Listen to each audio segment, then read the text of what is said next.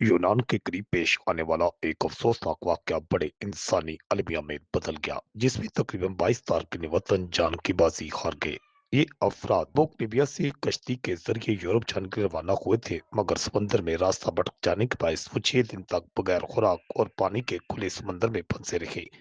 बच जाने वालों के मुताबिक हालात इतने खराब हो गए थे, कई अफराद भूख और प्यास से जाँ बहक हो गए। मरने वालों की लाशें समंदर में फेंकना पड़ी। बिल आखिर मुश्तरका कार्रवाई की गई। ऑपरेशन के लिए 26 अफराद को जिंदा बचा लिया गया, जिसमें खातून और कम उम्र बच्चा भी शामिल था। 2 अफराद को तशवीशनाक हालत में अस्पताल मुंतकिल किया गया है। काम के मुताबिक कश्ती इंसानी स्मगलर्स के कंट्रोल में थी। वाक़े के बाद 2 मुश्तबा स्मगलर्स को गिरफ्तार कर लिया गया है। तबरुक से रवाना होने वाली तारकिन वतन की कश्ती 6 दिन समंदर में भटकने के बाद समंदर की लहरों की नजर 48 अफराद में से 22 अफराद डूब गए, 26 को जिंदा बचा लिया गया।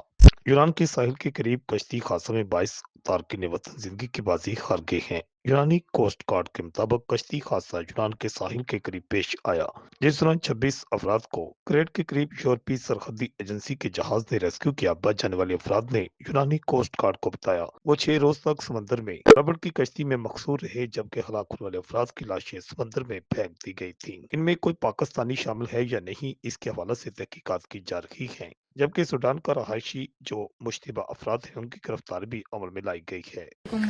ধাক্কা মারে বাসায় গেছে, সোজা চলে যাও। সোজা চলে গিয়া আমরা কোনো কুল কিনারা পাই নাই। 6 দিন 6 রাত আমরা শুধু রাউন্ড দিছি। রাউন্ড সাগর তো বিশাল বড়, আমরা কোনো কিছু পাই নাই, কোনো হেল্প পাই নাই। আমরা বাঙালি ছিলাম 38 একটু একটু দূরে যান ভাই, একটু দূরে যান। দালাল বাড়ি সিলেট, খাচ্ছিল 8 জন। 8 জনের মধ্যে 3 জন বেঁচে আছি, 5 জন মারা গেছে। रिपोर्ट आकाश नियाजी, गुजरात।